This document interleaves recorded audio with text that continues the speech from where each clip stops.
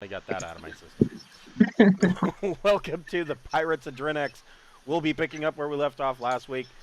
These guys are trying to decide where to go to next. All the obvious signs point to all the way up the Sindalian main to the system of Janus, where these would-be yokel assassins evidently got their guns shipped to them from.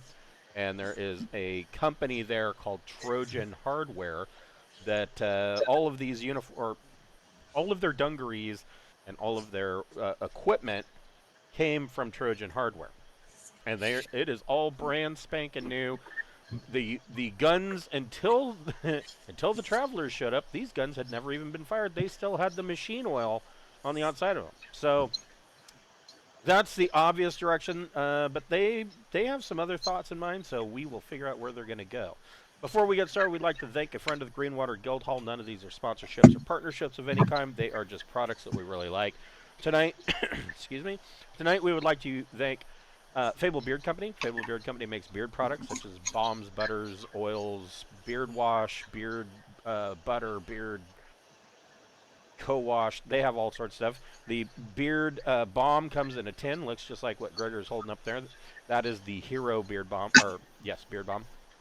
Tonight I am wearing Dr. Wolf beard butter. It smells of tobacco, pipe tobacco, and blueberries. But they have many different scent profiles. The Hero is a light cologne scented. I was going to say flavor, but you don't want to lick it. No, it's not that good. It's not awful, Well, but it isn't. It is. You don't. No, you don't want. But they have many different Let's scents. see how the cat likes it. My wife can always tell when I put some on because she'll go over because I'll noodle the cat around, and then she'll go over and she's like, "Oh, I can smell your beard butter or beard balm or oil all over the cat." So they have many different scents. I'm sure you can find one that you'll enjoy. If you go to fablebeardco.com and create an account, they do have a buy one, get one free option for new customers. Just go ahead and put 2 beard oils into your cart, and when you're checking out, you can use the code FIRST in all capital letters, and that will get you your second beard oil for free. We also have a merch store via Zazzle. We've got hoodies and T-shirts and buttons. In fact, one of the T-shirts and buttons has the pirate flag from tonight's game, made by the wonderful Cameron.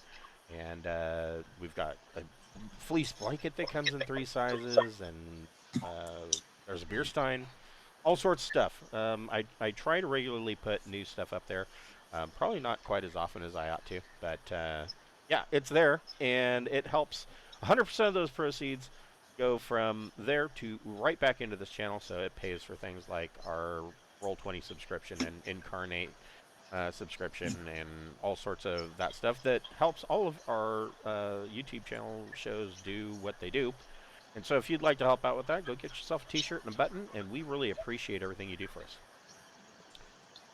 I am trucking right along with this new book for Braunhaven. I am at 102 pages. I posted some spoiler stuff for you guys today, like the Cacodemon ritual spell and a couple of others. I'm thinking we're really down with summoning some demons. yeah. And I think we'd be cool. you really need to read the description of that spell. I don't know that you're going to want to do that, but yeah. I like the Creeping Doom. That was a cool idea. Creeping Doom is another good one. Yeah. Creeping Doom is, wow. Like, what was it? 1d6 plus 4 times 100 creepy spider, beetle, or scorpion type insects. Yeah, that all deal 1 hit point of damage each. So, I mean, if you rolled max on that, that would be 1,000 of those little motherfuckers, and they're going to deal 1,000 hit points of damage to whatever it is that they roll over. So, yeah. Man, if you could hijack the Contagion 5e spell and turn that into a way that you could make it contagious and let loose on a you need to look at the plague ritual spell. It's Yeah, I don't want to start a plague though. That Yeah, seems the really plague's pretty bad. bad. Like, I mean, Yeah. it's some real medieval witch type shit, you know? Like, oh, find out who did that. We need to burn that one at the stake. I mean, Oh, it's some good stuff. we'll have that dialogue, I bet you, because Oh, I'm sure. Malachi's been a Black Dragon for a while, so he's a little tainted in the head. He might be cool with Yeah, when what. I was writing the plague spell, I immediately what was going through my head is I'm like, I know that my players are going to use this. They're going to like lay siege to some walled town or something or a castle, and they're going to cast this fucking plague. And but they're not going to cast it on any of the higher level guys. They're going to cast it on like, oh look, that's where their peasants sleep. Let's infect them because they'll have a shitty spell save, and then they're going to go and spread the plague to everywhere. And then all you have to do is just sit there and wait it out. Yeah, basically. That would not be a bad plan. Yeah. So that book is coming along. I finally made it to 9th level ritual spells, and once I am done with those, I'm going to start working on magic items. And I think I'm going to include some of the magic items that I've already created from previous books, and drop those in there so that you have them all in just one place, and then I'll just add additional stuff. So yeah, that book is trucking right along, and if you are a follower of the Braunhaven campaign setting that we play on Saturdays, keep an eye out because that book will be coming soon. And also the Tassadantlus's Tantalizing Tower, 335 pages, came out this week on in hardcover print on demand. So yeah, you can get that through Drive-Thru RPG. So where we left off, you guys were deciding what you wanted to do, where you wanted to go. You guys kind of had a week to think about this. What we were discussing just before Devin and Cameron came on was they had brought up something, or I believe Gregor had asked, you know, well, if we take the Rasputin Destroyer Escort. And so the answer to that question is probably not, but not because of, I mean, Prince Herrick, obviously, if he had his druthers, he kind of wants that nearby, especially considering all the current situations that went on. But on the flip side of that, there is a bit of a backstory that kind of got forgotten about with everything else that has transpired politically. Is that so? That destroyer and its crew, the destroyer is owned by Dame Coraline Petrovsky, and the crew are hired by her. So essentially, they belong to her. And she, so when she, if you remember, when she came with you guys back to Drinax, her big thing was to be, be ingratiated into the court and be made whole again with her nobility, which happened. But then, I mean, a couple of years later, you've got the coup going on. There's all sorts of, there's a lot of political bullshit going on. And as I stated, the luster of that polished turd has kind of worn off. And so she, at this point, is really debating whether or not she herself wants to stay. We should go talk with her. Oh, I'm not talking about killing her, but I mean, if all the people and shit around, if we were to put anybody in charge as an actual king and would be successful, I gotta think she's better than the prince or King Olib. Yeah, that's true. Is there any second in line for secession? For if Herrick eats it. Yeah. Yeah, Um, maybe we should talk to him about extending that to Caroline to keep the Rasputin room. that's a really good question because no, he doesn't have anybody. I mean, I guess it would. I guess theoretically it would fall to or to Rax, but Not ideal. Rax, yeah, Rax wouldn't be ideal. Rax is not he's not a politician. He's not a nobleman. He is a military leader, and it could really be question of how good is he exactly at that. So, no, I would say no. There isn't really a very good solution to that. Is Prince Herrick, at least willing to entertain maybe an arranged marriage or naming her next in line? Anything along them lines? Um, I mean, she did give us the shenanigans, and I mean, she's really one of the more favorable characters around as far as I'm concerned. Yeah, totally. I mean, if we could make something to keep her around, I mean, I think we would be happy we did. I would even be willing to do one of Doofus's dumb missions if that don't pay out anything. If it meant, I don't know about a yeah, I mean she's old enough that she could really be, his I mean, grandmother. Um Yeah. so I don't necessarily know that would be something that she would be interested in. That's the name of it. So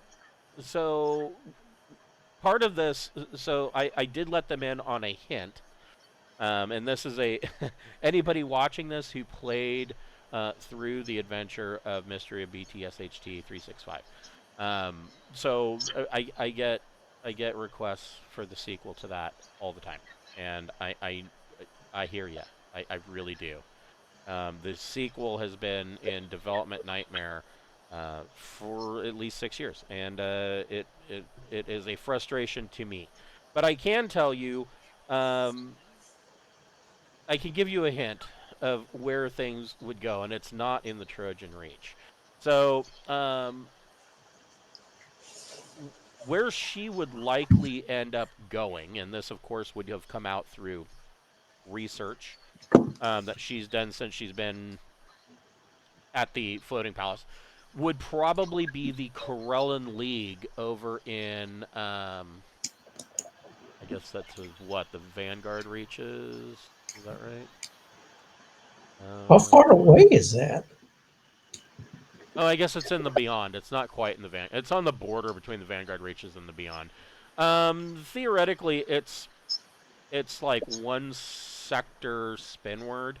It's just on the other side of the Florian League, and essentially what happened at the end of the Sindalian Rebellion was anybody who had a way of doing so, meaning nobility that saw the writing on the wall, left the Trojan Reach. I mean, a few of them were dumb enough to be diehards and they stuck around and just died.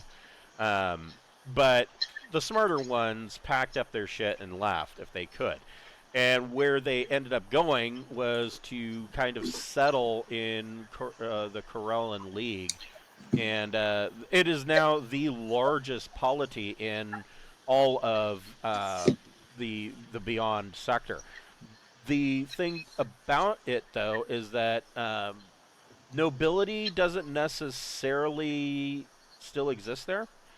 So what you ended up with, what happened with these nobles and all of their oodles of cash and ambition, was that they ended up forming major mega corporations, star-spanning corporations, and a lot of these corporations hold their old Sindalian name, or their board of trustees will all have these Sindalian noble names. And so very likely that if there is anything left of the Petrovsky bloodline, that the Corellan League would be where they would be, and that is most likely where she would go to follow up the path of her lineage. Wow. But I want her ship. Yeah, so do I. That's pretty big deal. I mean, well, Yeah. I don't think we have enough to buy it either. No. But we could do things to make it so we could make one of those ships. You could get the schematics for. I would think that you would have the schematics for it. It right now it is a one of a kind. For people that are watching that may not be aware of what the Rasputin is, this is the Rasputin Destroyer Escort. These are its stats. I mean, jump. It's jump 4, thrust 6. It is bristling with weapons. If we think she's gonna go, couldn't we just dump it somewhere? I'll steal it. We could easily arrange a meeting to go on the ship to discuss, the current situation. I'm sure she would let us on the ship to talk. We're on really good terms. Well, yeah. Part of this this tale would be fairly common knowledge around the court. That she, like I said, nothing's set in stone, but it's seriously something that she's considering. Now, another part of this is that if you remember, way back, one of the first things that you told Shenanigans to do was to crunch down on the data that it had received in the encrypted packet when you were that was stored aboard the Rasputin when you left the lost world of Vamarda. And that data, Shenanigans will tell you that data points to a hex right here. X1813. It is out in empty space, and according to the coordinates, so basically what these coordinates were is they were rendezvous coordinates to meet up with what was left of Vamarda's defensive fleet, and then they were planning to get the F out. They were going to GTFO, and nobody heard from them from there. But those coordinates are the last location that they were known to be at. That sounds fun. Yeah, it does. I mean, that's from Shenanigans, which is a lot better source than fucking Herrick or Olib or fucking the Jolly Green Dildo, whatever the fuck. I'm just saying, man, their shit don't pay out, man. I mean, they can. That's true. Yeah. I mean, they're fun. I'm not trying to knock Chris or the writers, but the reality is, I hear you. It feels like Cowboy Bebop, doesn't it? Where they always are gonna go get a bounty. Like, this is the big bounty, and they get like a little bit of something. All the times where you guys have actually gotten a major payout has been from adventures that I have done, or they are adventures, or they are opportunities that you yourselves have created. But inevitably, every single one where it says, oh, King Oleb says go here because there's going to be a major payout. Oh, there's a rumor of a vault here and the king wants you to go there and check it out. Whatever. Every single one of those, you guys get shafted. Every fucking one. And so, no, I hear you. I hadn't noticed that. Honestly, as the referee, I'm a little bit, I guess a little frustrated with that, but at the same time, it's almost comically, expected. He says to go here, so it's prepare to get screwed. Yeah. Another question I have are, and you keep like not wanting to tell me, are my fucking robots here? Your robots, yes. Let me pull up your robot. before we leave Drinax, I need to make sure if my robots are there. That'd be. That's right, your robots. And I told you that today would be the day. Yeah. Haha.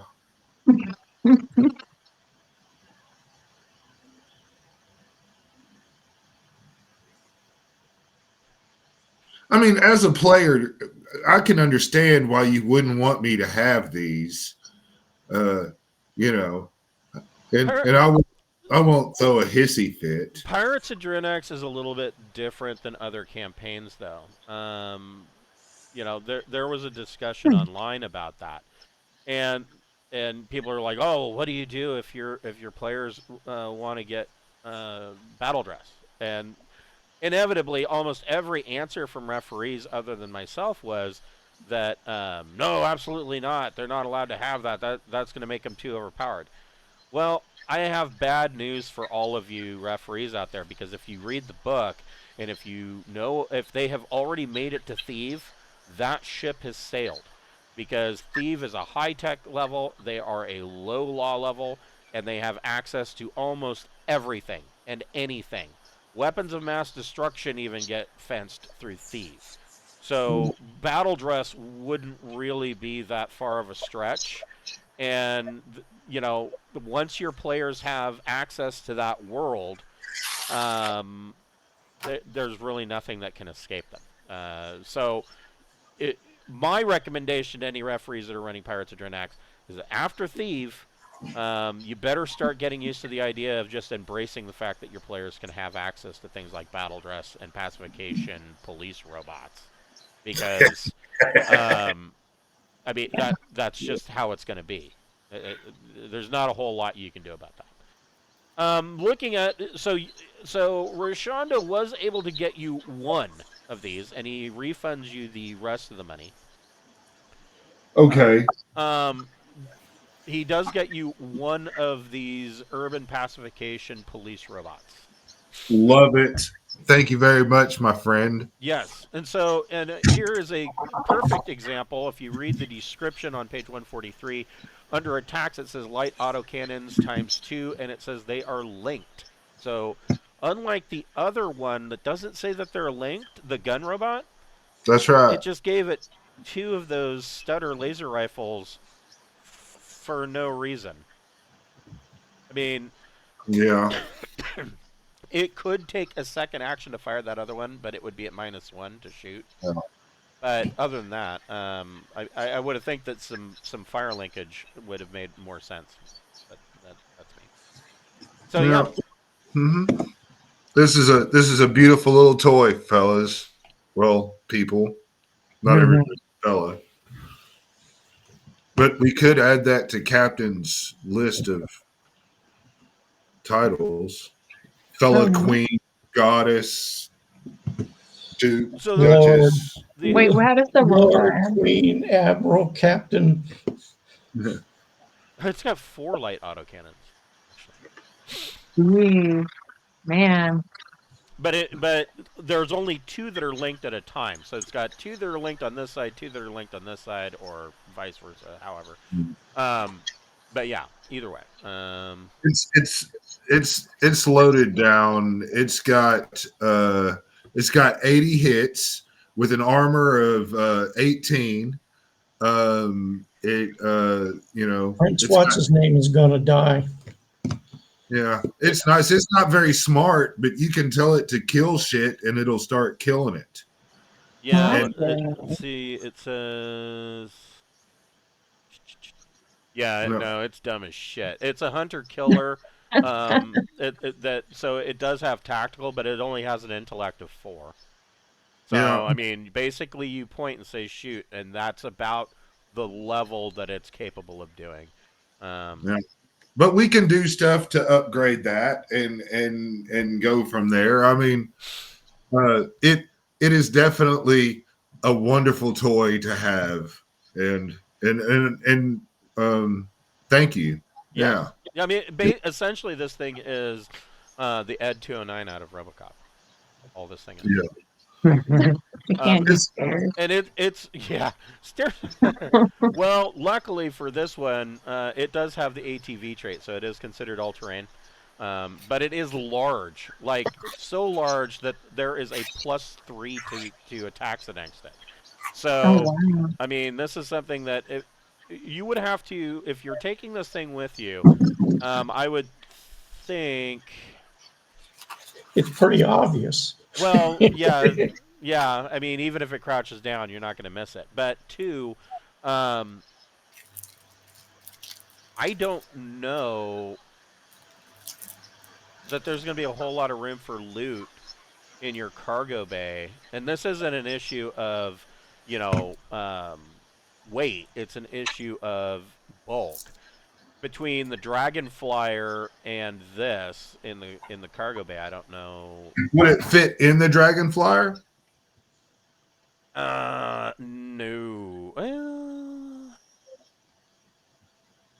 Maybe. Dragon Flyer. Let's tie it to the outside of Yeah, the just yeah, you could hang it from some cargo netting beneath it, and that's a really good. Let me. I don't think the Dragon Flyer has all that terribly good a cargo space.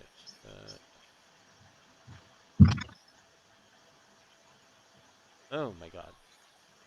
Stop being so fast. There we go.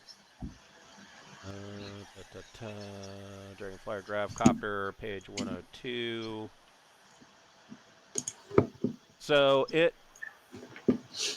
yeah, and you wouldn't be able to take anything else because it has a cargo of 3 tons. So I mean, like I said, it would be. I would assume that this is like everything else. It's displacement tons, but and it's not necessarily that this robot is going to weigh 3 tons, which I mean it could at +3 that large, maybe. But it's mostly just size. It's going to be very difficult to load. If we can fit it in the Dragon Flyer, all that means is that when we want to use the Dragon Flyer or the robot, either or, we have to unpack both. Yeah, it would be. Yeah, it would be stored in the cargo hold. Of Yeah, the it's yeah.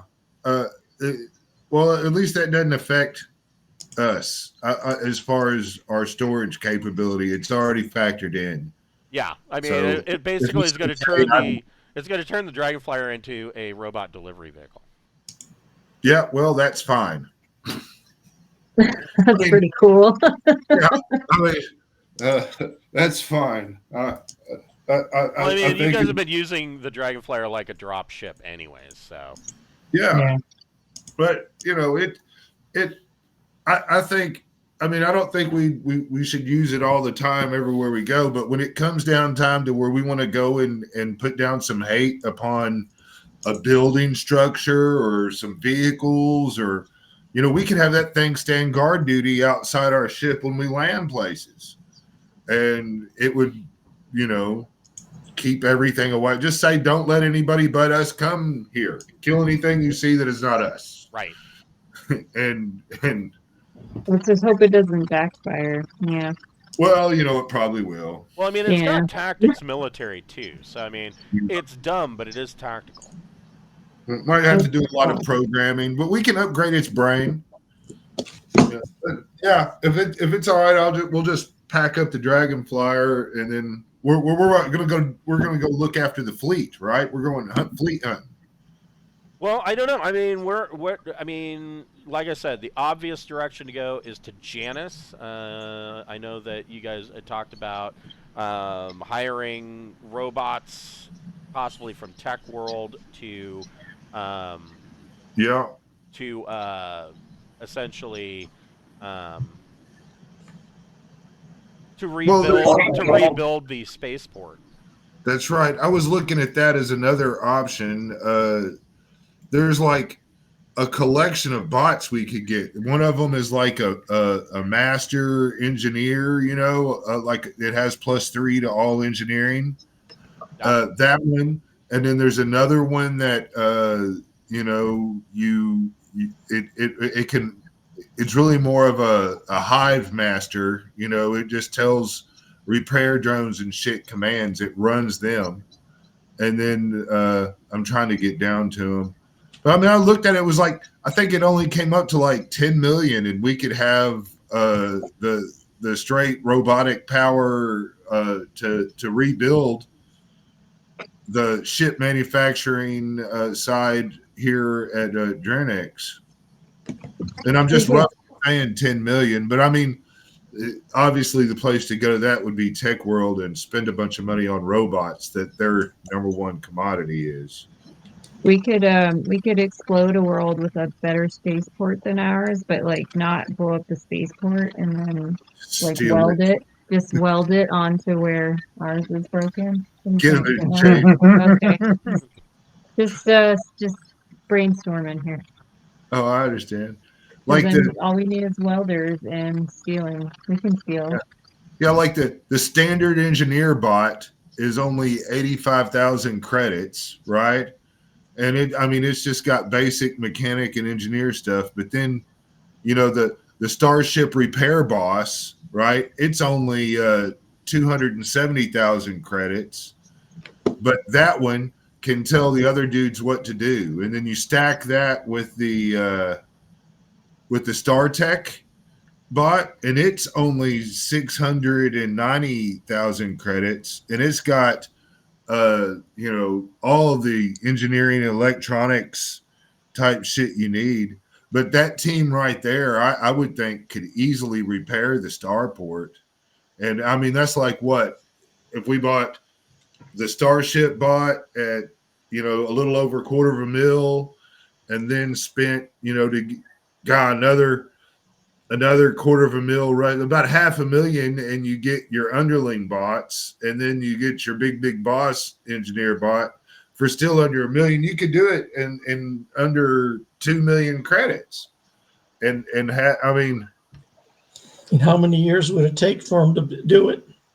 I mean, I would think they would be great and very quick. They're engineering robots, man. I mean, they've got all the tools built in. It's just the dumb ones are cheap, but I mean that provides your workforce, and then the you get the repair boss bot to kind of guide them and process them and keep them on what doing, and then to really cap it all off, the Star Tech bot, because he's got 3 in all engineers.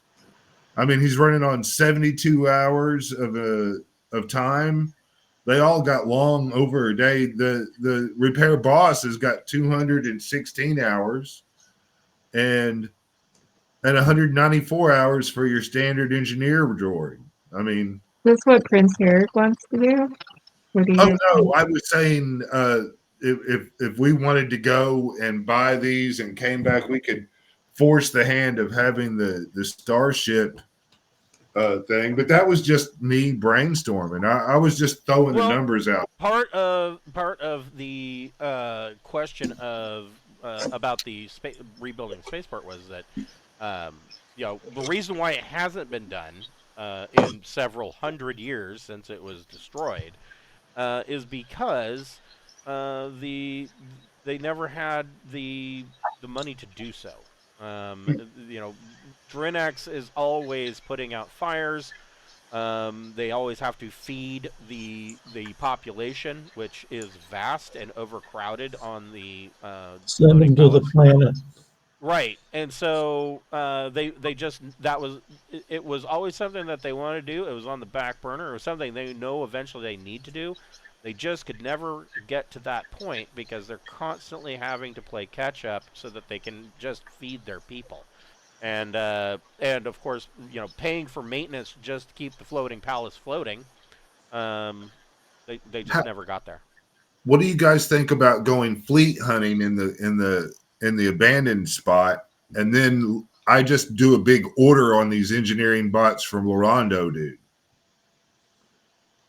I don't have a problem with that. What is the abandoned spot?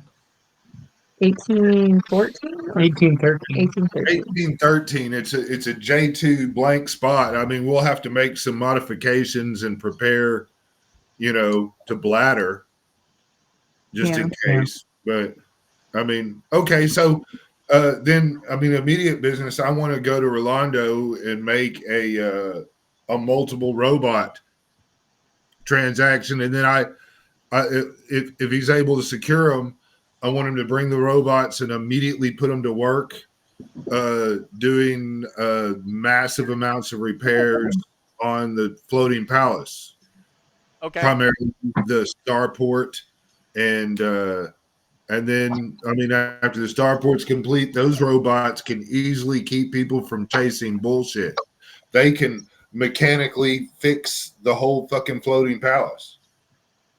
Yes, that is technically true. Okay, well then, Okay. I mean, I've got the on-hand credits to fucking order and prepay if he needs me to.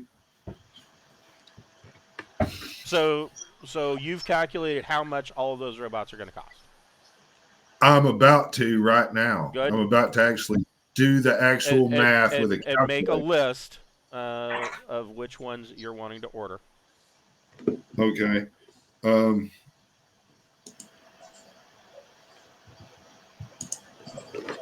Yeah, it's pretty simple. I want the Star Tech on page 169.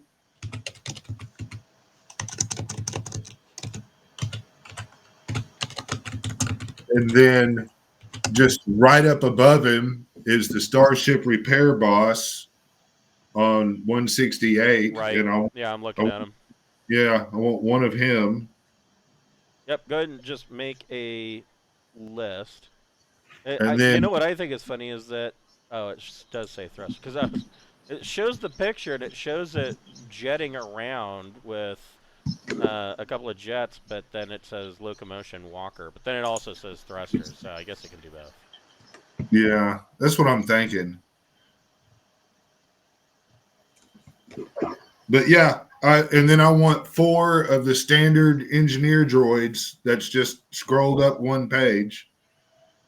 And that's it. That's the package. Okay. I want those, and I want them delivered here to the palace, and I want them to start fixing things.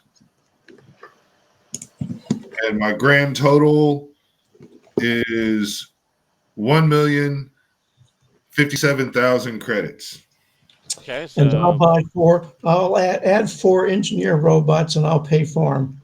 The ones that are 250. Oh no, the basic engineer bot is only 85 grand, and then 270 grand for the repair boss, and then it's just 690,000 for the big boss. I mean, this is really cheap.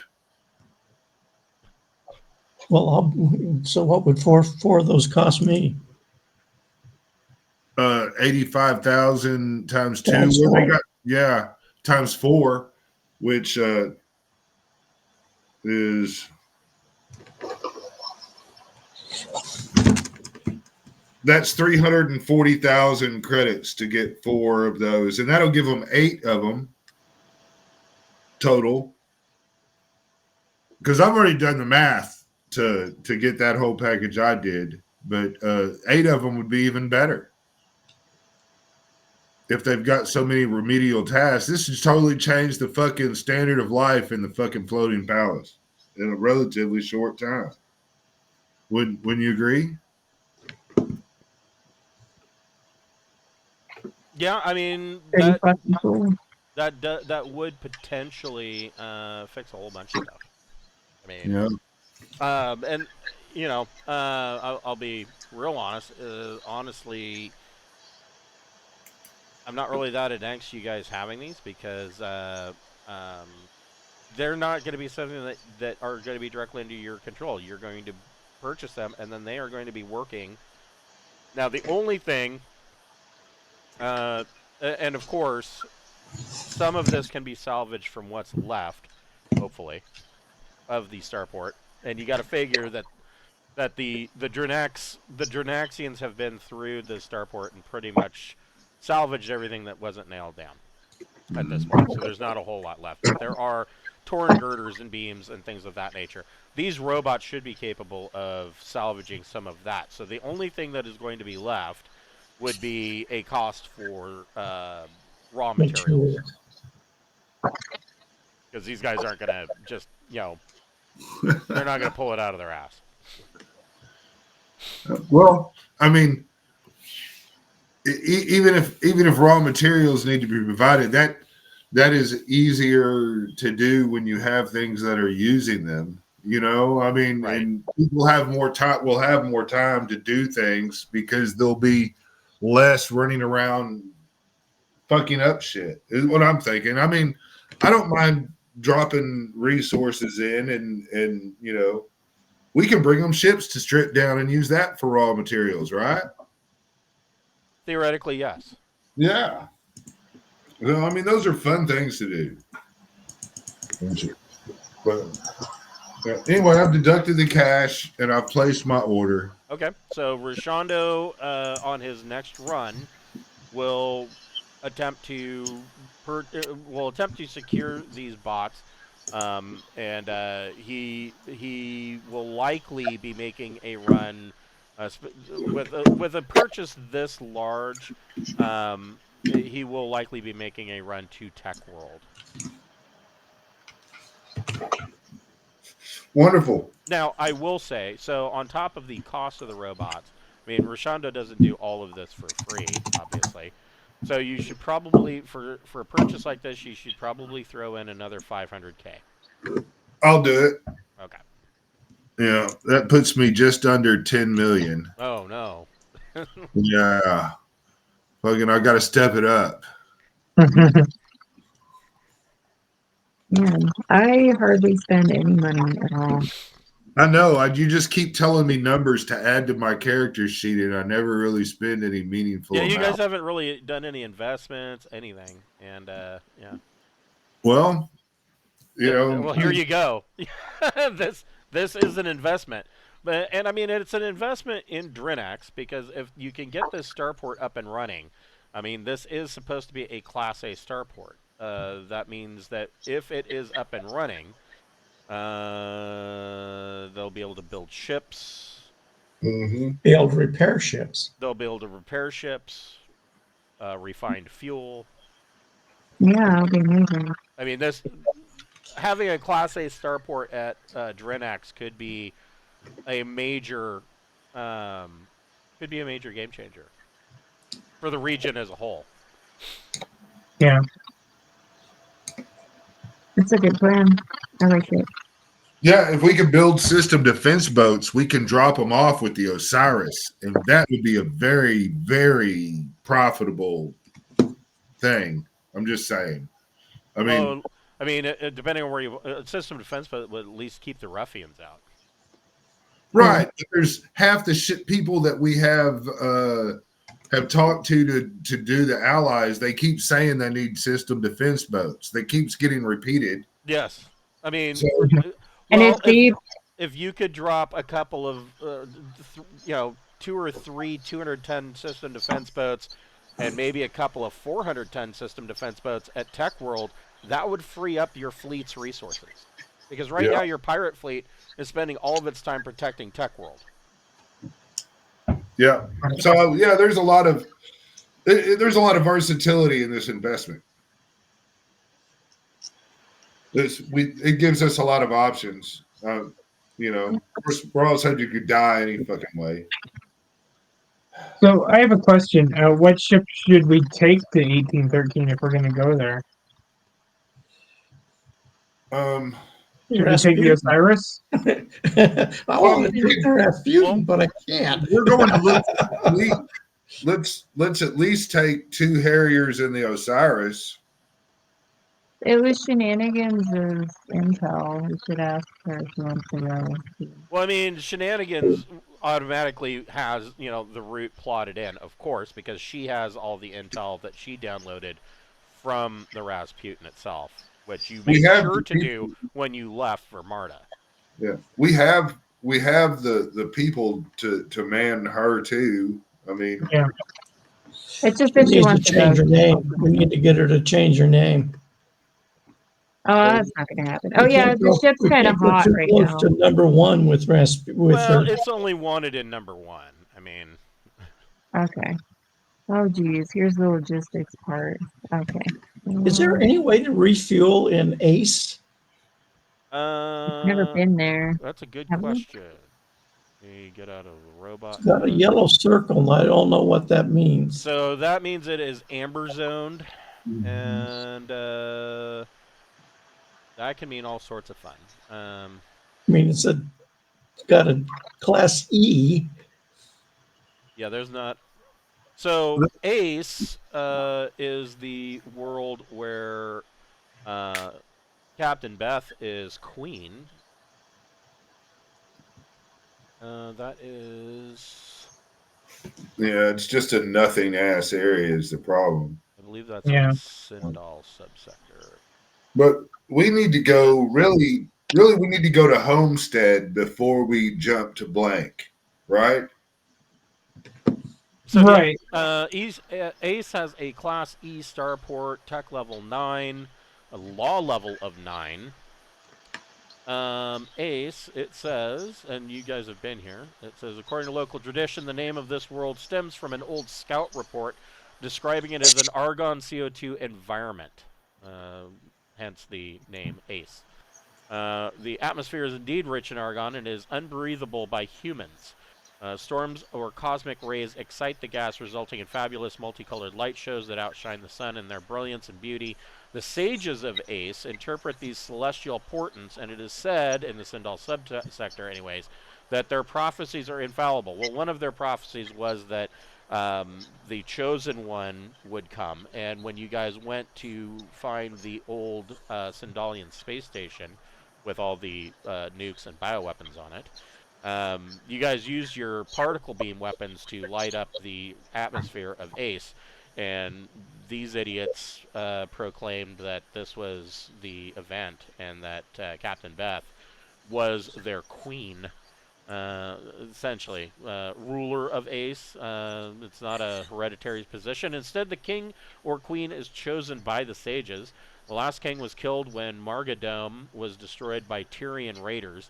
The sages have declared that the next king or queen will be an off-worlder and that the blessed king or queen will deliver Ace from the threat of raiders, which you guys did when you fought off the corporate pirates and Peter Velas's gang. So essentially, Beth fit all of the needed check boxes, Yeah. and so she's Now kind she's the of queen. she's kind of seen by the sages as the queen of Ace. As far I as, mean, I mean, there's not a lot there. It's a Class E starport. There's not really.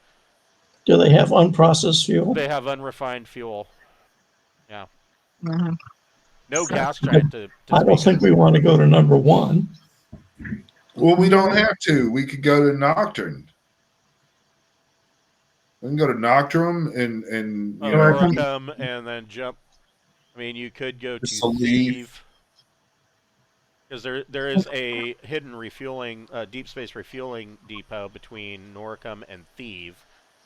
And so, yeah, I mean, if you were to head up this way, I mean... did we ever go here? What the fuck is that? To You- Vume. Yeah. Vume. That is also... Is there anything on Vume? I don't think there's a lot there either. There is. Oh, yes, you have been to Vume. Vume is a huge modular habitat built by an unknown alien civilization. That's the one where some of the inhabitants inside were, at one point, were infected by a virus that made them speak a different language. Oh, okay, yeah. And we were like, no thanks. Yeah, and you All right. guys were like, Yeah. nope, you noped out of there, and but you did in the process rescue the nobleman, and and you went and you spent some time in his dusty town with his train and whatnot.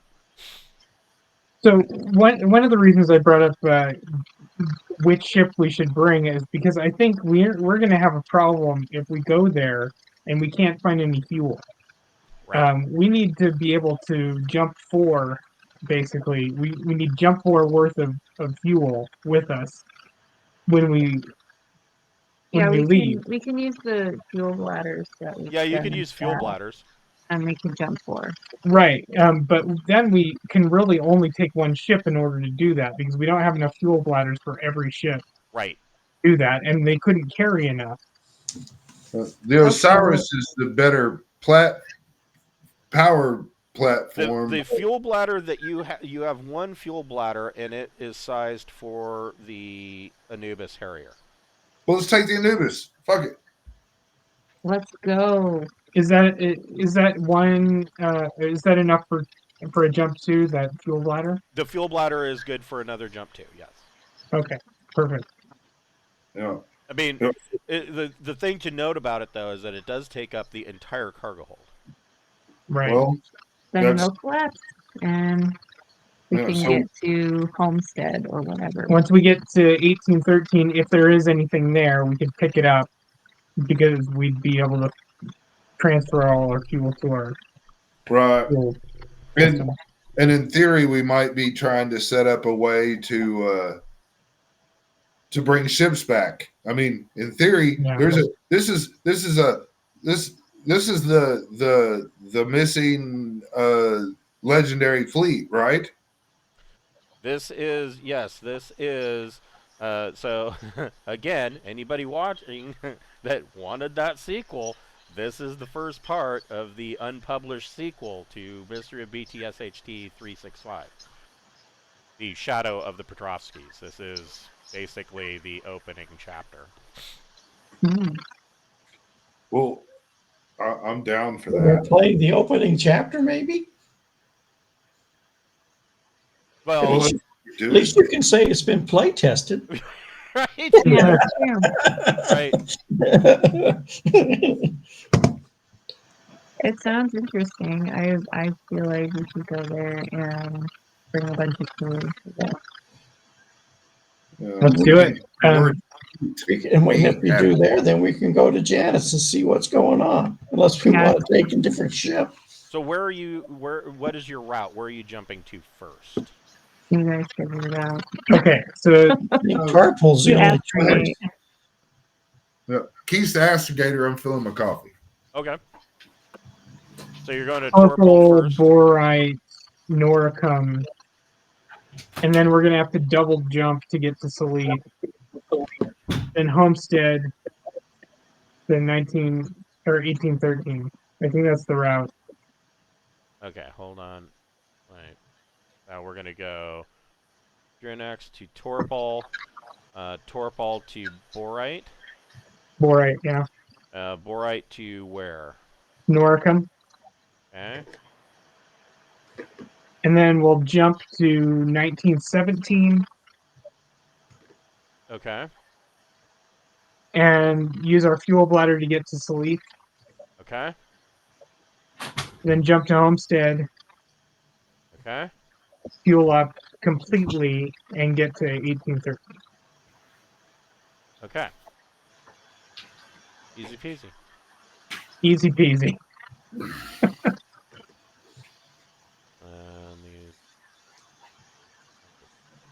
These square here. You go in these blank spots that is a stop point. So, Yeah. okay. All right, so we need to make an astrogation check. All right.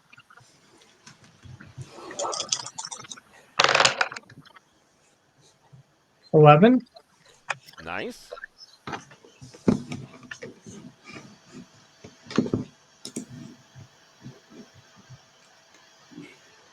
And hold on a second. I'm going to double check something here.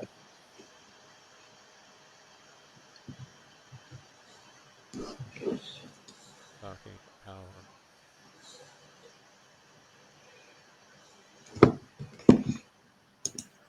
Jump travel. Or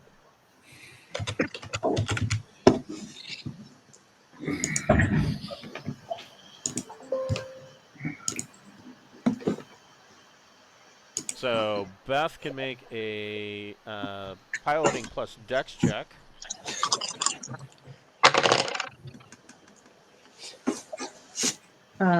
Seven. Okay. And Gregor, you can make a power check. Power plus what? Engineering power plus intellect.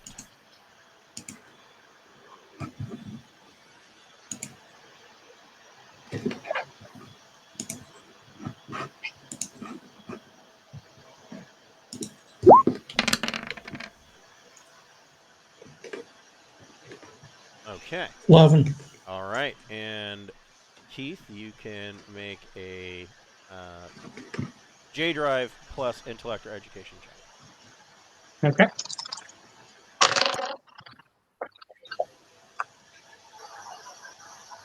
Nine. Okay.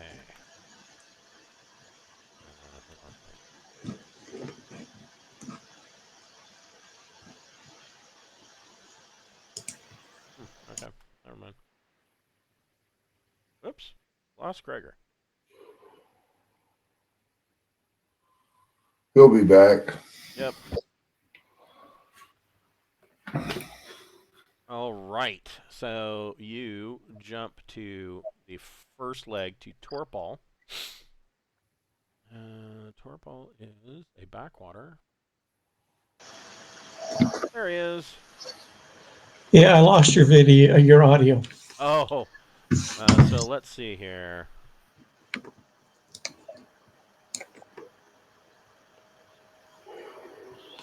Oh, I guess. Not? No, it is not a backwater. Never mind. I would definitely say that it is. Torval's friendly, I believe. Yes. We've done dealings. You know, say it's a secure world.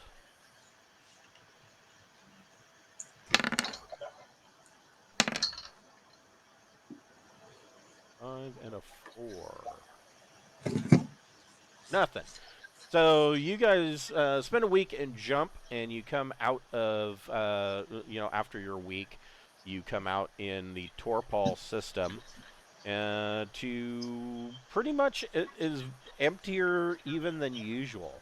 I mean, usually there's some small traffic around the planet due to mostly ship captains looking for leave.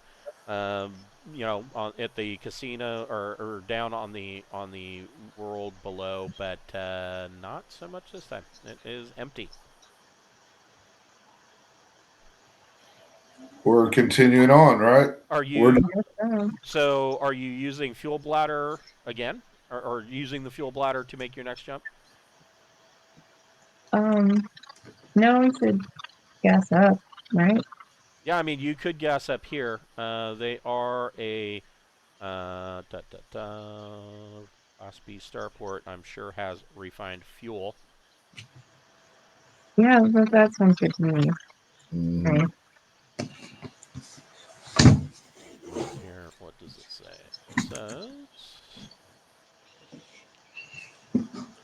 Yes, Class B starport has refined fuel at 1D times 500 credits per ton. Or, I'm sorry.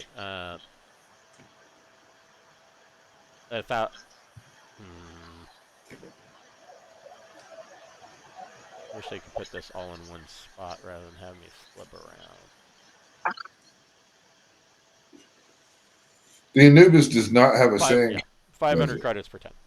I'm sorry, what was that? Does the Anubis does not have a sandcaster, does it? That's a good question. Let's take a look. I can't remember. That's why I'm asking. We haven't been aboard the Anubis in a while. Mm-hmm. I think it's got a missile and a particle barbette, and that's it. So it says it does have a particle barbette, and it has a triple turret with a missile rack full of nukes. Yep. Cool. Were all 3 in that triple turret missile launchers? Yes. Yeah, because you want to be able to fire a volley. Yep. Yep. So yeah, no, it does not have a sandcaster. Never mind that. Yeah. So, do you want to dock on Torpal, or do you want to try wilderness refueling? Well, we've got Um, money. yeah, let's just spend our money. Let's dock. Okay. So go ahead and make your piloting plus dex check. While she is making her piloting plus dex check, if you wanted to, Keith, you could make the astrogation check ahead of time to pre-plot to borite. Sweet, I'll do that. Okay. I got a 10 on the piloting. Nice.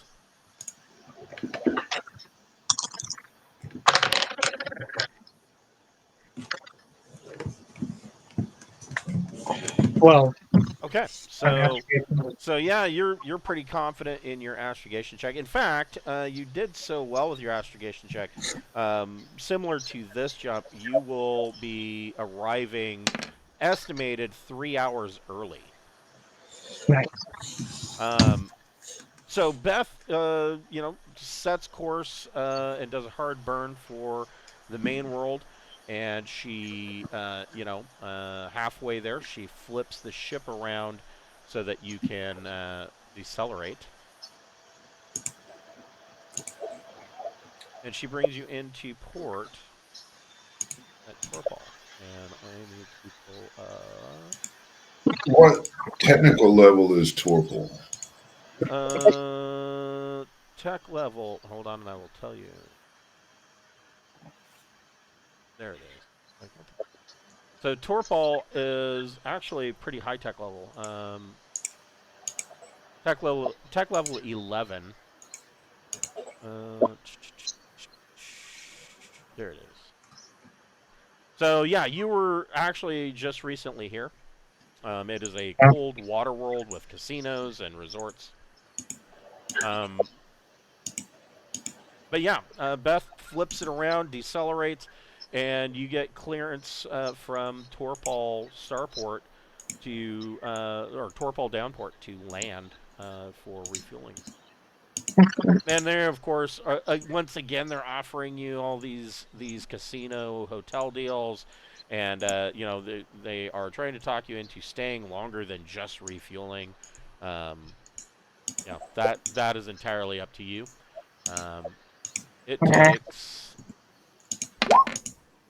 It'll take 6 hours to refuel your ship.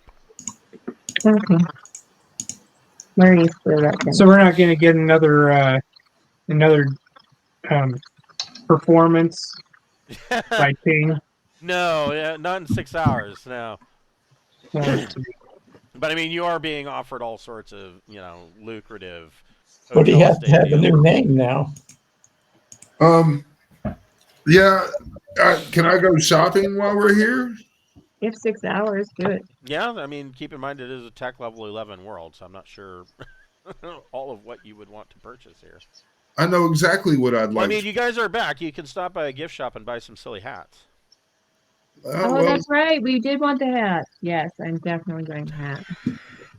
The silly fez hat, yeah. Yeah. Yeah. Well, they're not even a fez hat. They're just a tiny little hat that's shaped like the actual city.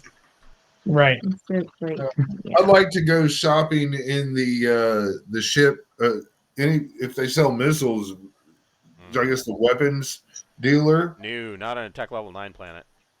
No, or not tech level 9. Law level 9. They're new. Let's see. Let me see. May I try to? So yeah, everything is banned here. I'd like to try to find the black market. That's Streetwise, maybe. He wants to spend a lot of money. Yeah, They're going to charge you $1 million for a rocket.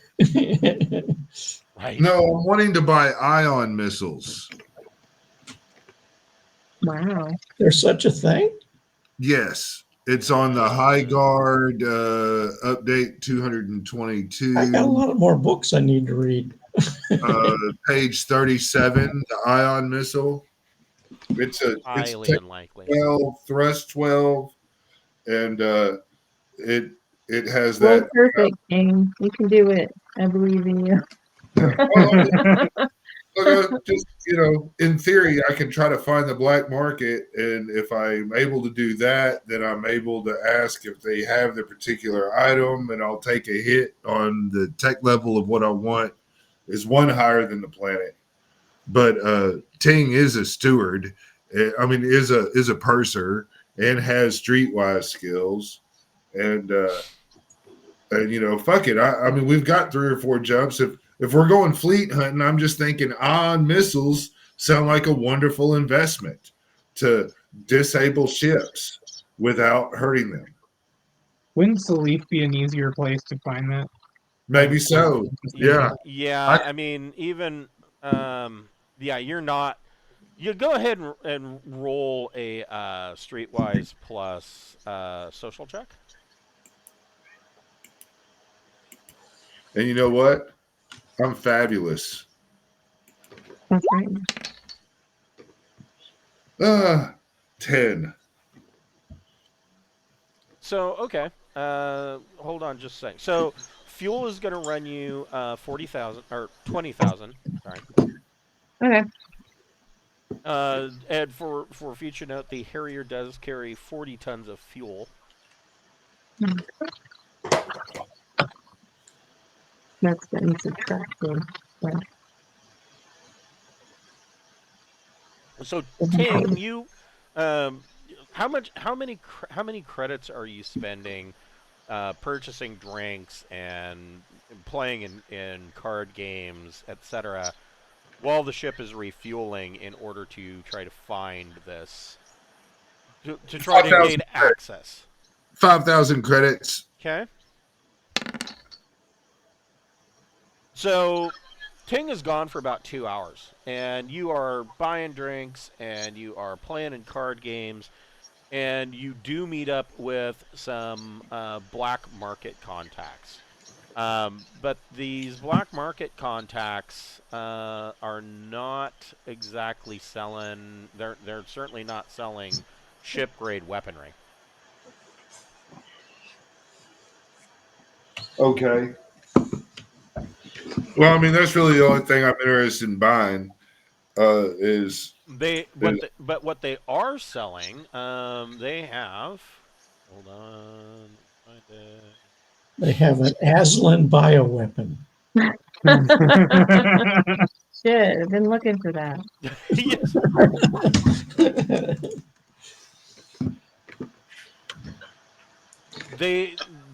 The black market right now, this guy that you're playing cards with tells you he has no idea where you would, at least in Torpal, he has no idea where you would get anything like ship grade weapons. But he tells you, but what I know is available. He says, I know a crew that just recently had a major score, taking over a small Imperial convoy that was hauling pharmaceuticals. Oh. And Maybe so running. we have quite a few drugs. Yeah. And he goes, Do we have instant healing from bullets? No, these will be. Well, he tells you, he says you drop someplace like Noricum or Homestead. He goes, you don't have any middleman. Places like that are always looking for medicinals. You with no middleman, you can charge what you want. Yeah, you're assuming I want to be that type of businessman, but I appreciate your time. It's pretty cool. Appreciate that, but I'm not interested in purchasing your pharmaceuticals. I do not have the current cargo space right now. I have plans to pick up some other stuff elsewhere, and I don't have time for that type of stuff. I'm Ting motherfucking Hansen. I go to the ship handlers and I order 100 gourmet meals. Okay. Yeah, and that's 5 bottles of scotch. Can do. So there is actually a thing for that. So Food. Da-da-da. But I can mark down that I have the black market contact for Torpal for future reference, right? Yes. Okay. And I'm sure he has a name. I don't know what it is, but I'm sure he It does. doesn't fucking matter. Right, yeah, that dude. Yeah, the Um, chances that I ever use him are slim to none. But if I do need a guy to fucking sell some shit on the black market, it's always good to have a guy. Jimmy John, the sandwich maker. He might want to steal. Hey, he might be willing to broker and sell stolen ships. I don't know. That's true. That's money. Uh, I just write down names and then forget what the fuck any of it is. Right, So right, yeah. stuff everywhere. I have so many random crazy notes that I've done. I've got Yeah. shit. Yeah, I've got the voice recording where I can use the voice of Archon Drake. You know, I've got some of his DNA. I mean, I've got shit that I've just been, you know, I've even got his passcodes though, Archon Drake. So, and a hair sample. What are you going to do? Clone him? Well, I could use my shriek box and pretend like I'm him. If I need to provide a DNA sample, I have some of his hair. Surely we can grow some more DNA samples for you to sprinkle around. I don't know. Sometimes I use shit in my inventory just to use it up and get it the fuck out of the inventory. You know? Right. That's a good idea. Yeah. I like grenades. They're pretty fun. So yeah, your ration packs and 5 bottles of scotch. Probably looking at probably 2,000 credits. Okay. Those pharmaceuticals wouldn't have happened to have agenomics, would they? No. Yeah, then yeah. Especially considering that it came from yeah, it's not going to have anagathics because the convoy that they hit was an imperial convoy, and anagathics are illegal. How boring shit. But they would have like vaccines and antibiotics and panaceas and But if they hit an imperial convoy, if we could hit them, right, we could gain favor with the Imperium to turn in those criminals. Oh, but then we'll piss off these. Let's Yeah. just go. Let's just go to the next thing. I don't know if we want to show up with the. Just brainstorming, you know. That's I'm I'm helping. just being eager about Yeah, things. we're going to Borai while Ting gives all these wonderful Let's ideas. go to Dupre and turn ourselves in at the Imperial Navy station there. right, yeah, just detour straight to Railgar and turn yourself in. so Ting That'd be comes the back. greatest ending for the Pirates of Drinax. That'd be fun. Right, yeah, just that's it. We give up. Turn We're ourselves. bored. Yeah, we're just tired now. That's what we'll do. We beat the whole thing. We'll end the campaign by going to turn ourselves in. So I will tell. So I don't know if you guys follow the posts, but next month the 5th Frontier War stuff is starting to come out. Yeah. And there is already a prelude adventure to that mini campaign, and I was thinking that after our next campaign, of course, with the Secrets of the Ancients and all of that, and Skandervik and all of that, I was thinking it would be cool to bring back these characters from Pirates of Drinax after this whole thing is over, said and done with, and have them being involved somehow in the 5th Frontier War.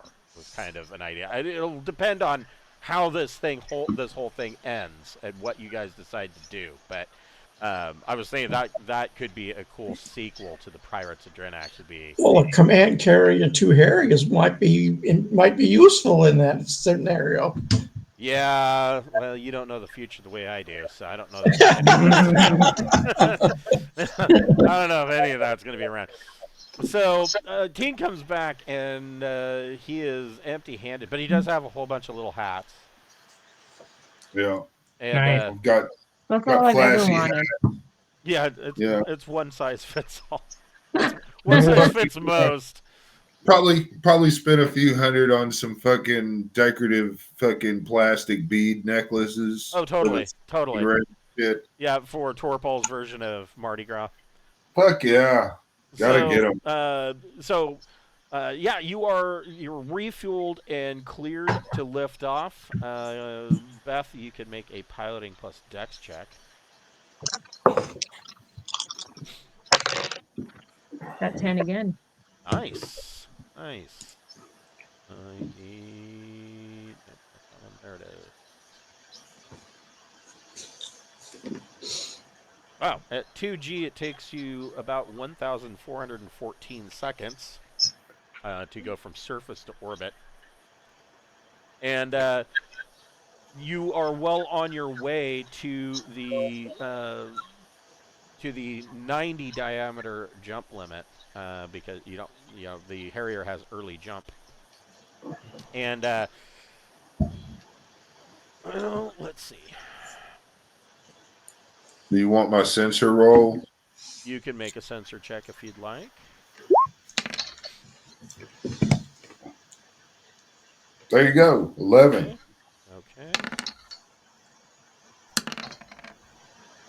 1, 7. As you guys are making your way to the 90 diameter jump, you see coming into the system at about the 100 diameter jump limit, you see a medium-sized freighter come in.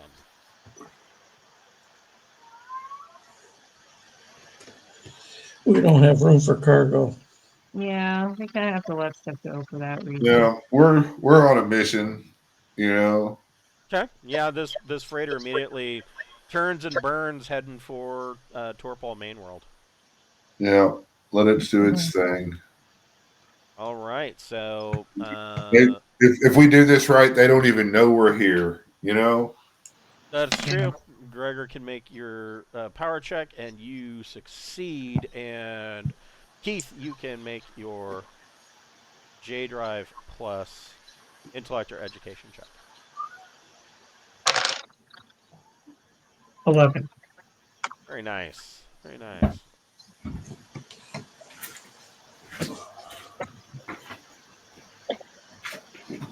So you spend another week in jump. This one.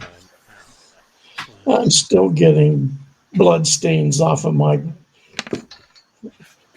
armor. Yeah, I'm sure. So you spend a week in jump. You come out of jump, and the biggest issue with borite is that it is a fairly empty system. I mean, there's only a few terrestrial planets. The gas giant is way the hell ass out at one end of the system, at the butt end of the system, and the main world is, of course, closer to the main sequence star. And so it is a long ways. If you come in at the 100 diameter jump limit, you're really close to borite, but there's nothing at borite. They have a Class C starport. You guys have been there. There's nothing. There's really no reason to go there. And so I don't know. It's up to you guys. When you made the astrogation, were you setting for the gas giant, or were you setting for somewhere in the middle? Are you going for the main world, and you're just going to purchase unrefined fuel? I mean, this is probably the time to do the wilderness refueling. It is. Yeah, I was thinking that.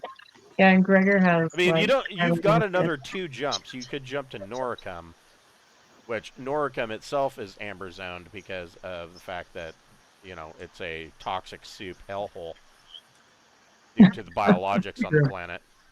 You can wilderness refuel at Noricum, though. That's true. But if we need to, I mean, my thinking is we gain nothing by skipping to. I mean, if the shit hits the fan when we enter Norcom, we can't jump. But That's if we true. refuel here and we do the Norcom and we need to go, it's no problem. We'll just go. I I mean, agree. yeah. I think Gregor got like augmented to improve piloting and has more than me. He's got So a wafer jack or a wafer chip for his A neural jack. neural jack. so if we're gonna wilderness refuel, it'll probably be him doing it. We got an 11. Okay, so here's a question: what is Beth's piloting spacecraft? She's +3. No, I'm +2, and then I have a dex of 1. Okay, and so Gregor, what is yours with the chip? 2, and I have a dex of 2. Oh, okay, so it makes it a 4. Okay, so yeah. Well, hold on. Now I need this these I have other a dex book. of 12. So the question, of course, is, which level are you going to? The normal level for fuel skimming would be at the deep level, which is a difficult check at -2. But you could skim at the shallow level, which is only a -1. I'm skimming at the shallow level. Okay. So you pass through the wisp and into the extreme shallow. I thought. These are in the Traveler Companion, by the way, if anyone wants to look up the. Yeah, it's on page 163 of the Traveler Companion.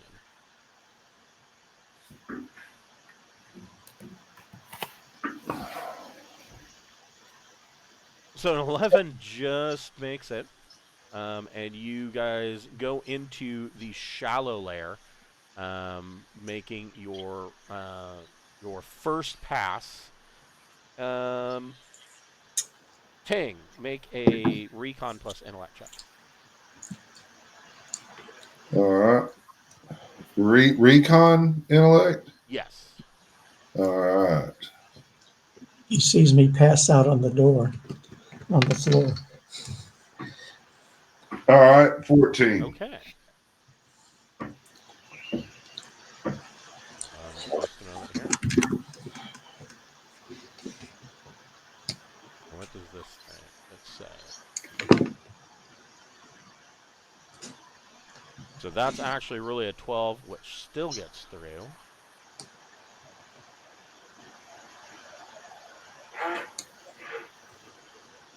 There's somebody else in there with us. Yeah. Oh, I know why. I'm looking at the wrong. Probably help if I looked in the right library. Nobody would want to do that.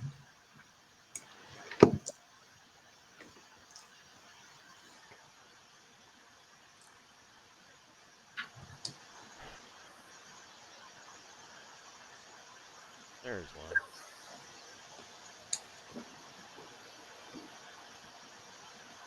You, on the passive sensors, are picking up a free trader. Or, I'm sorry, a far trader. That is in the deeps. Refueling. So they are below you. What is the. I mean, oh, I'm going to tell people about it. You know, there's a free trader that's one level down below us. Yeah, no, I'm sorry. It's actually a far trader. So. Oh, a far trader. Yeah. So it is not that far trader. Where's it? There it is. Yeah, it is an A2 hero class far trader.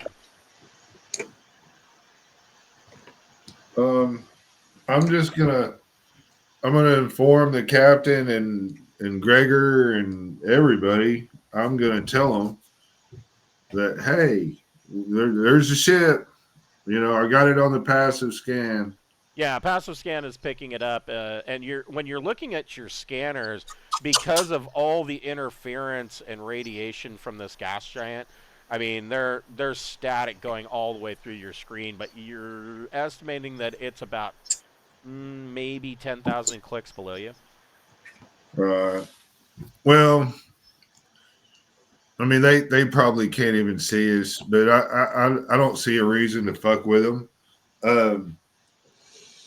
I mean, talking to them just lets them know of us. We're really stealthy. I don't see a reason to change that at all.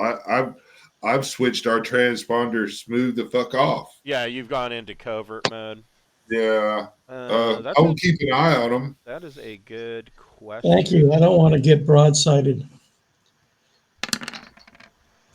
Yeah, there is no indication that they are changing course or anything. They are just sitting in the deep layer, cruising along, sucking up hydrogen.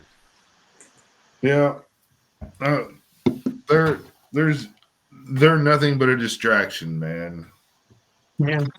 No reason to talk to them. If I wanted to, I'd get a laser lock on them just to fuck with them. But They may not even know. well, if you do succeed, they might not know. I mean, yeah. We could just send a nuke at them. yeah, missiles are about the only things that really work well in the atmospheric gas giants. I mean, beams and energy weapons are nearly useless. I'm just going to keep my eye on them. If they act like they're changing, stuff, I'll tell Gregor, maybe advise him to take a course away from the ship. Mhm. Who wants to make the? You're gonna have to make a. So Gregor is obviously piloting. Who wants to make a engineering power plus intellect or education check? I can do that.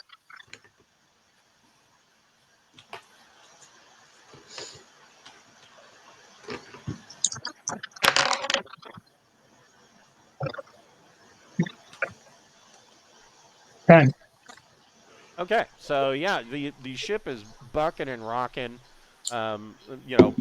fairly consistently, but Gregor's got it smoothed out. Keith is keeping the power going. You are looking at.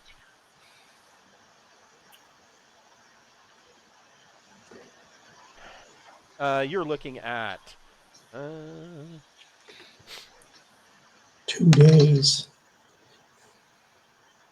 Probably about 20 hours to refuel just your main or just your main tanks. The fuel bladder's still full, so. All right. I bet we'll use the fuel I bladder. need some coffee.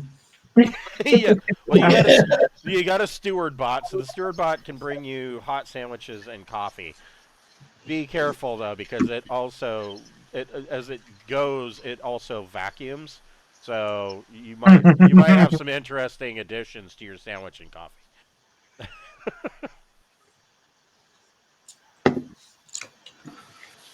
We're going to find body parts floating. On this ship, maybe. So about 7 hours in, the far trader below you starts to change course. It is leaving the deeps. Okay. Heading toward us. It's going to come up to our level, and it has a higher chance of seeing us as we do it. But oh shit. Okay, so yeah.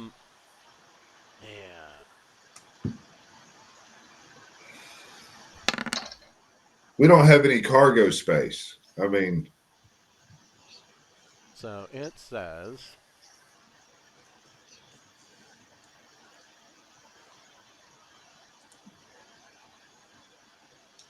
crossing the layer. oh, if it fucks up, it loses power, and Well, it didn't lose power. They made their power check.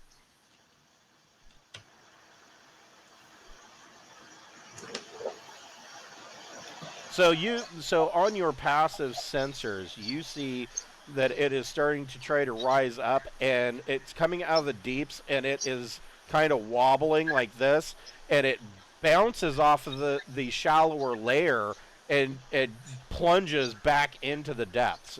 They are having extreme difficulty getting out of the depths. Glad I didn't go down there. Well, you're also, I mean, technically you're a better pilot than they are, but I mean, just on raw stats, you're a better pilot than they are.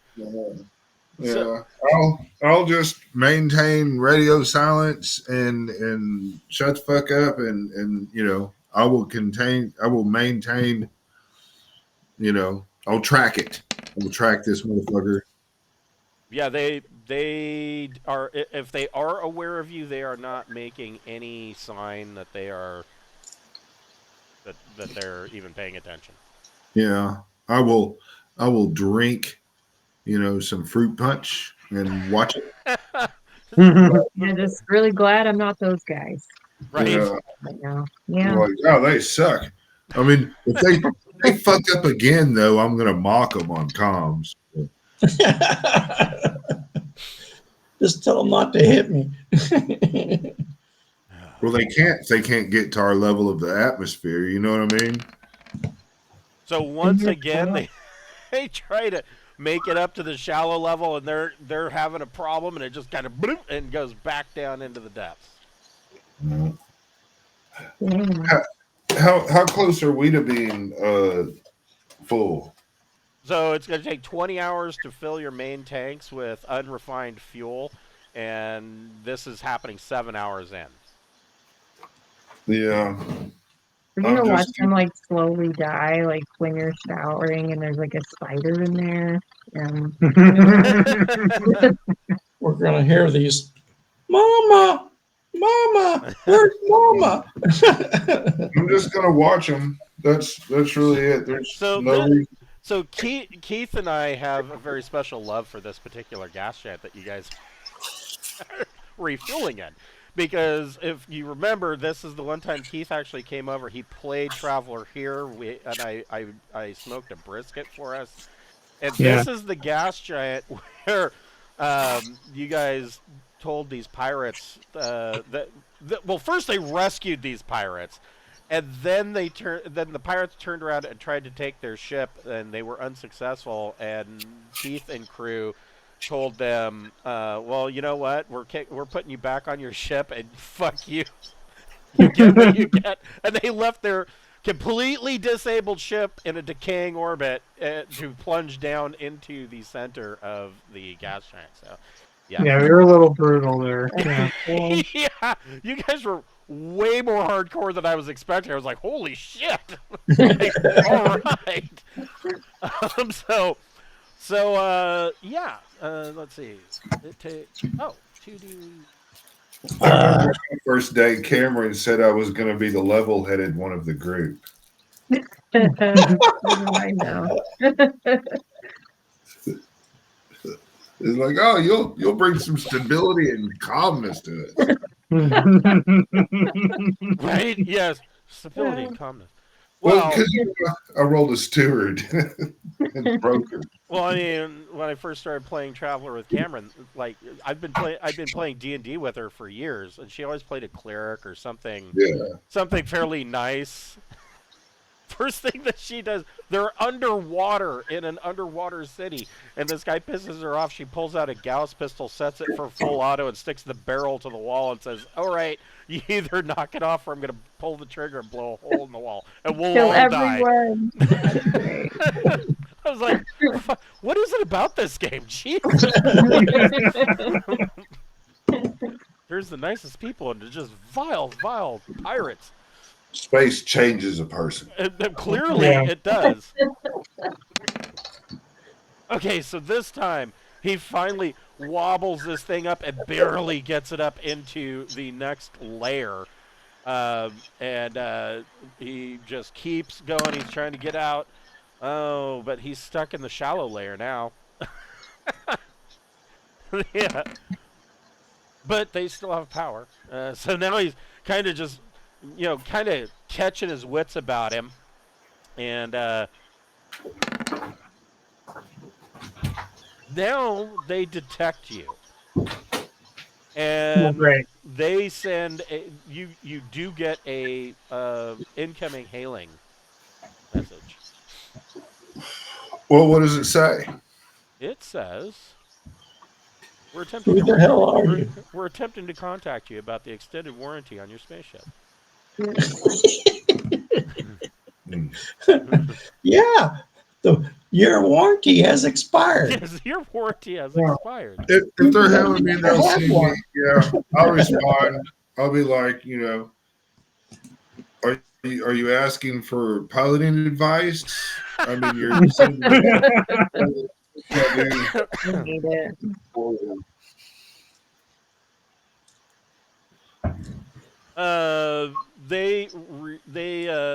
So yeah, you respond. Is that how you respond?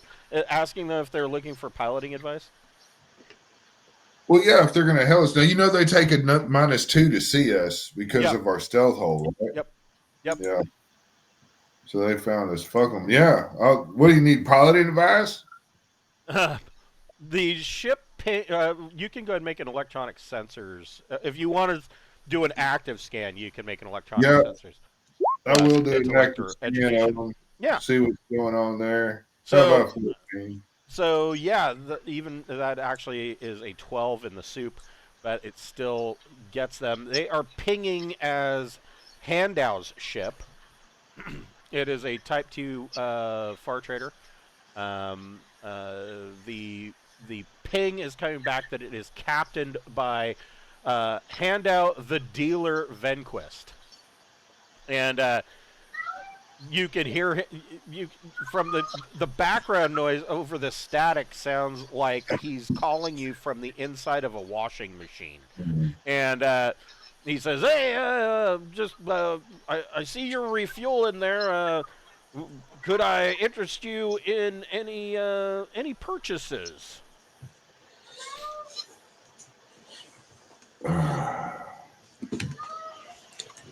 He's going to force Got me. any ion missiles?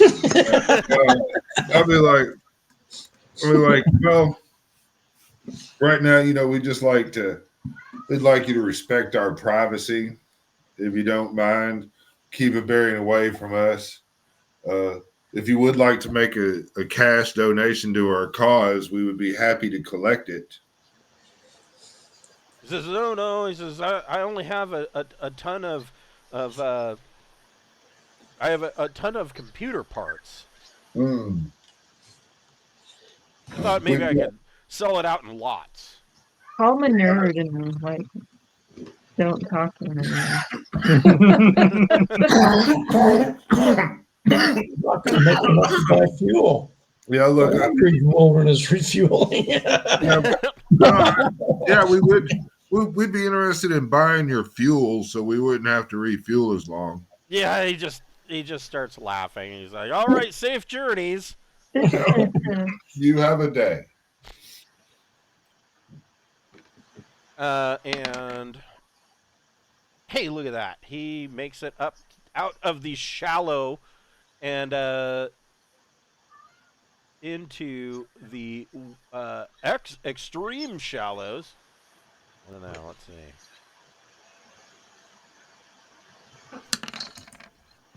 Oh yeah, now we're cooking with gas. He is out into the wisp and makes his way to the 100 diameter jump limit, which this is a big gas giant. That 100 diameter limit's got to be a long ways. But yeah, he's doing a hard burn of a whopping 1G, heading for that limit, leaving you guys behind. Gregor, go ahead and make another piloting plus dex check at -2. And it is a difficult 10 plus. Oops. So in the shallows, the ride starts to get really, really rough. Power starts to flicker. Keith, you want to make a engineering power plus intellect or education check? 11. Nice. So you are able to maintain power. You bring the mains back online. You are not going to have orbital decay. Gregor, you can go ahead and make another piloting plus dex check. -2. -2. Or I'm sorry, -1, but you still would have failed it. There you go. So you stabilize again, and the rest of your time goes by, and Gregor is able to fill the tanks. Gregor, go ahead and make, if you're ready to leave, this is the end of the 20 hours. You are tired. You can make a piloting plus dex check, -1 to go into the extreme shallows. Nice. And at the extreme shallows, you can make just a standard piloting plus dex check. Nice. Okay. So Gregor's able to make it look fairly easy this time. Pulls you guys out after refueling, and you guys are heading for the 100 diameter jump limit. He kind of sets the autopilot on. It's just going to go in a straight line until you're ready to get, or 90 diameter jump limit for the Harrier. And And I go to bed. yeah, he's Yeah, I'll take over. It's cool. And Beth can cover, sir, please, sir, ma'am. So, Keith, you want to make an astrogation check? Didn't I already do our astrogation check for here? I thought I did. Maybe it was the other one. Well, you're making it to Noricum, though. To Noricum. Okay, yeah, all right, yeah, that's right. You didn't want to go to Murdoch? No. Well, if he misses his astrogation check, he might end up there anyways. 10. Okay.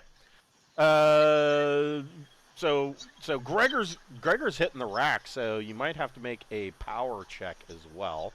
Yeah, of course. Okay. 8. Okay, you just made that, and you can make a J drive plus intellect check. All right. I'm doing it. I know I'm doing everything today. So that's 15. Okay. I was gonna say, really? Are we gonna pick a new hex for it's a random hex for you to come in? All right, so you guys are on course and set for Noricum. So Noricum, again, Noricum does have, well, I wouldn't really call it a starport. They have Class D facilities, which means they have a dirt pad for you to set down in the one of their safe zones. But there are numerous zones around the world. You've been here before too, where they were bombed. So Noricum used to be called Sindal. This was the capital of the Sindalian Empire, and so they fared very, very poorly when the Empire fell. And so not only were they hit with nukes, but they were hit with biologics that in the extreme. And so there are entire death zones where these biologicals and viruses have just grown up and mutated, and nobody goes in there because you'll catch something and die. You guys went into a vault there, wearing your spacesuits, and spent quite a bit of time in decon. The literal true living emperor of the true descendant of the Emperor of Sindal does live on Noricum. And Beth had actually met him. He is a turnip farmer, and he basically sold the rights to Captain Beth and crew at the time to essentially use his name and royal seal to say that the Emperor of Sindal officially sanctions their actions.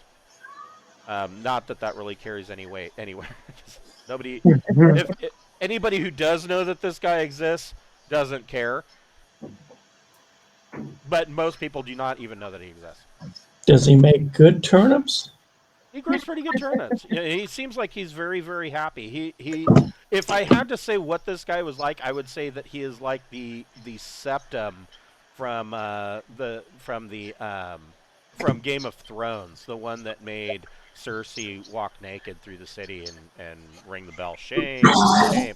That old guy, and he's just he just doesn't give a shit about galactic politics or empire or anything like that. He's just growing his turnips. Sounds cool. So if you want to wilderness refuel here, you can. We'll just cut it to one simple roll. Go ahead and make a 10 plus piloting plus dex check. If you want to stake in the shallows, it's going to be -1.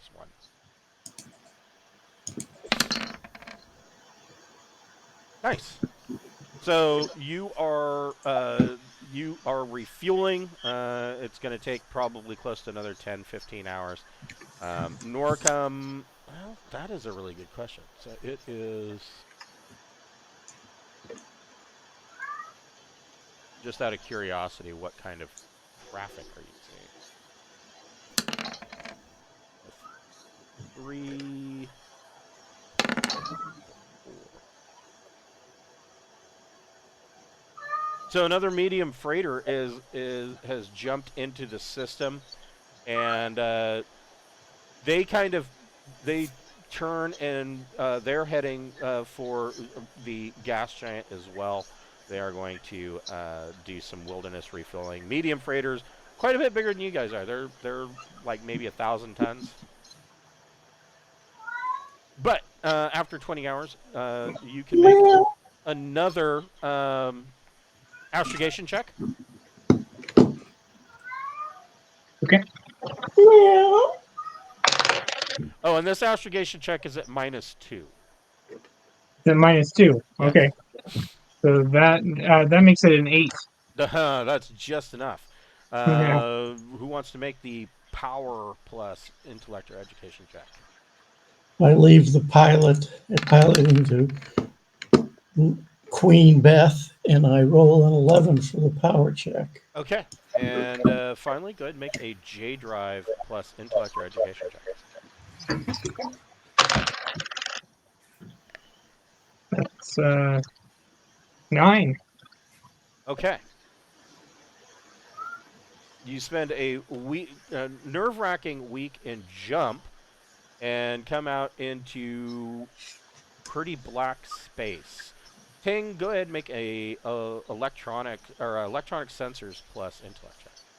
I'm going to add 2 to our cool sensors. No. Whoa. No. So it has military. Oh no, it does have advanced sensors. Never mind. So you do get to add 2. Thank you very much. That's 12. Okay, so you detect that there is a comet. That's cool. Well, that's cool. I'm going to go ahead and scan that motherfucker. Okay, so you're scanning it, and it does come back. I mean, it along with a bunch of other, undesirable chemicals in minor amounts. The bulk of the comet is water. Nice. Well, we That could is- refuel if you wanted. Yeah, we could refuel. That We've not seems done good. that. Yeah. Hmm. I will definitely pass that information on. Check the And cat. Somebody's meowing. That sound usually means one of mine are stuck somewhere. all the cats want to come into my room. Right. Yes. Right. And I mean, I generally don't mind them coming in the room as much, but the one that's meowing, he wants to get into every fucking thing. So a couple of weeks ago when we were talking about Tassie Two-Toes, Tassie came out and she was sitting here meowing and carrying on because she's like, "What? What are you talking about? Why are you talking about my character?" So Beth, if you want to try to land on this moving comet, it is going to be a difficult 10 plus piloting check. to land on the comet, and then you can crack the ice for fuel. Oh my gosh. Do I believe in myself, you guys? But Yeah. there's What no happens if I negative. fail? But there's Oh, no negative. okay. It's just a All 10 right. plus. All right. Come on, dice. Okay, cool. Let's see. So I got 12. I made it. Nice. So Beth brings in the Harrier, and I guess she set your landing gear, and she brings it down onto the. You kind of have this expectation that a comet is firm. It is not. It is. The outside is very slushy. I guess out here in deep space, it's going to be firmer than most. So you wouldn't want to try this in a solar system, because you're probably going to just smash through a very soggy snowball. But she is able to set down, and you guys are able to basically. Who wants to? It's going to be a group effort. We need a couple of engineering power plus intellect or education checks, because you guys are going to have to actually get out and drop hoses into the snow in spacesuits and whatnot. Sweet. I failed. Oh boy. Oh no. You both failed? No, I didn't fail. I got One failed. 13. Okay. Okay. So, 13. So between the two of you, Gregor's having a little bit of a tough time as you guys are getting the hose stuck into the ice. But between the two of you, you're able to suss it out and get through it, and you are able to refuel. And we will make one more astrogation check before the night is over, so that we can pick up in Salif. Can I take my time on this one? Yes, you can take your time. I mean, you're riding the comet, so I mean. Okay. All right.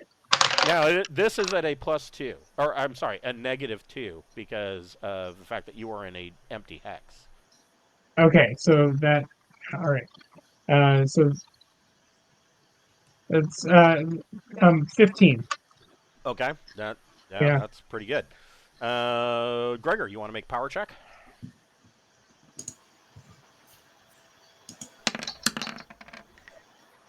Okay, and you can make a J drive plus intellect check.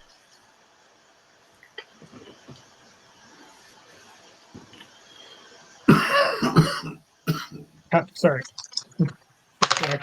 No problem. So that's a 13. Nice. So yeah, you come into Salif a week later.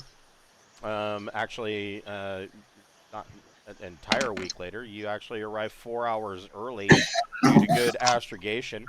And Salif, you have friends here, and Salif is ruled by Tisney Zazzle and has a Class A starport. Sweet. Yay. Is she the little girl that wants to kill us? No, No. that's the warden of number 1. No, Tisney Zazzle is She's a rock star. Yeah, she's an aging hollow star that basically sang her way somehow into ruling the entire planet of Salif. She's pretty cool. So I might need to fix. I might need to see if she has some unreleased material I can have You'll have to for my buy it. show. Yeah, the last show that she did is she actually did a big benefit concert for the launch of Deep Night Revelation from Tobiah. Right, but yeah, I'm definitely going to try to do a collaboration with her. You know, I can get like a little holographic display unit that she can stand there and we can do our song. Right. Yeah. I've got to even make her look like an clout anime character. chasing. Fuck yeah! Well, I mean, if it's clout chasing, man. I bet you could talk her into it. It wasn't Yeah, like we're gonna hard. try. Yeah, if I could talk her into a collaboration, that would make my on the road show. That would really do me good. So for all of your footwork and planning and everything else that you've done, I am going to give each of you 1 experience point that you can spend anywhere that you would like on your skills. Yeah. This used to be like the most coolest thing. It'd be like, oh hell yeah, we're getting experience points, and now it's starting to get to be like, my God, I got to find something to spend experience points on. Right, and not only well, don't forget too that you only get what is it? Intellect plus education is the max number of skills that you can have. Oh shit! Really? I might have fucked this up. All right. Let me see. It says. Oh, I got a I lot. can have 19 skills then, huh? Well, it's hold on, I'll tell you. It is exactly. Okay. Hold on.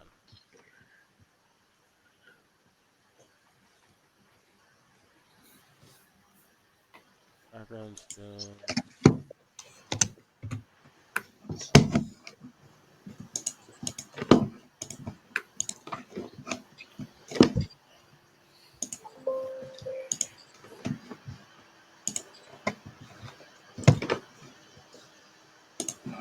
A traveler may have 3 times your intellect plus education. Oh, I'm fine. All right. Oh, Total number of skill levels. Oh. I can have 57 points? Yeah, well, that's the maximum that you can ever have.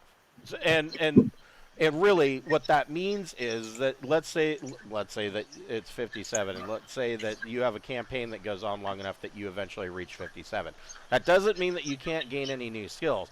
It just means that any new skills that you gain have to be at 0. Well, there you go. Let's see. I've got the art performer. Maybe I can do art singing. You could let me. I want to do something to make my act better. Maybe art dancing. Yes. Yeah. Dance. That's what gave you away last time. So performing could be performer, instrument, creative could be visual media, exotic media, presentation could be holography or writing. Yeah, I've already got that. I've already got performer 1. So I would say, yeah, you could take singing. Okay. What does this? This says. Yeah, that's an art skill, right? Yeah. So yeah, performer. Yeah, it says that you're a trained actor, dancer, or singer at home and on the stage. So I mean, you could take. So I mean, you've already got the singing. You could take like instrument or holography, so that you could do your hologram. Holography. Because I already have it. I already have the art things at 0, right? Right. So yeah, I'll just dump 1 into that, and it is 1. Yeah. So recording and producing aesthetically pleasing and clear holographic images. And that is big time shit for my fucking costume and art. My performance. I'm gonna have a badass show by the time this is said and done. I am gonna be a rock star. We need to do more shit so I can get more points to spend. Right. Yeah. Just go get rid of a civilization might be worth 2 points. I'll go commit genocide for a couple of XP. Yeah, I get a couple. Well, just to get them at once. See, that's the thing. All right, so we will pick this up next week at 7:00 on Wednesday night for the next episode. Thank you. Have a wonderful Everybody. night. All right, have a good night, guys. Night. Night.